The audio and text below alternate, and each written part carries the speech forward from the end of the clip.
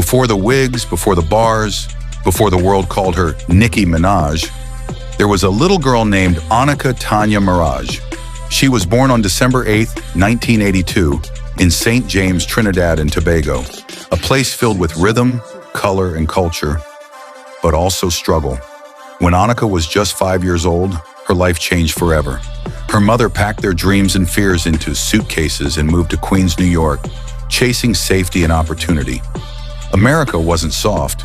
They lived in South Jamaica, Queens, an environment where ambition and danger shared the same block.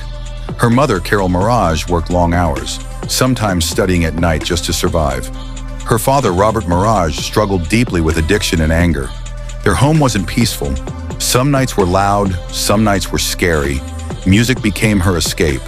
Young Annika would sit alone, writing stories, acting out characters, creating voices in her head. She didn't just dream, she performed her survival. At school, she was quiet but brilliant. At home, she imagined a future bigger than her walls. She joined LaGuardia High School, the same performing arts school that once trained legends. She studied acting, because even then, she knew she was meant for a stage. Pain shaped her voice, chaos sharpened her confidence, and Queens raised her resilience. She didn't know it yet, but hip-hop was already listening. Growing up in Queens meant growing up fast. By her teenage years, Annika had already seen enough life to fill a lifetime. It was during these formative years, still a teenager, that she met a boy from her neighborhood named Kenneth Petty. They were young, no fame, no money, no cameras, just two kids from the same environment, shaped by the same streets. At that time, Nicki wasn't a star. She was just a girl with dreams too loud to ignore. Kenneth knew her before the wigs, before the accents, before the alter egos, before the world. Their paths would separate as life pulled them in different directions. Nicki chased her destiny, working jobs, performing in underground scenes, recording demos, fighting rejection after rejection. But what matters is this.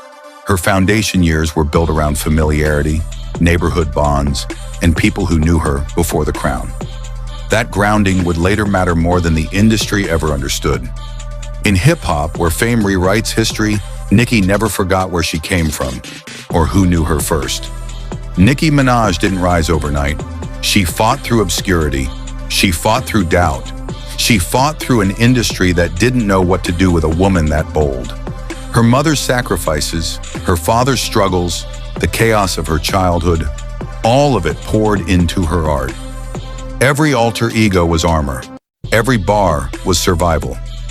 Years later, after conquering charts, rewriting female rap history, and becoming one of the most influential artists hip-hop has ever seen, Nicki would reconnect with someone who knew her before the world changed her.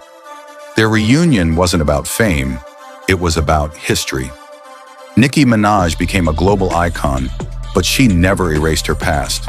She embraced it. Because hip-hop isn't just about where you're going. It's about who you were when nobody was watching. And that's why her story isn't just success. It's continuity. From Trinidad to Queens. From Annika to Nicki. From struggle to sovereignty.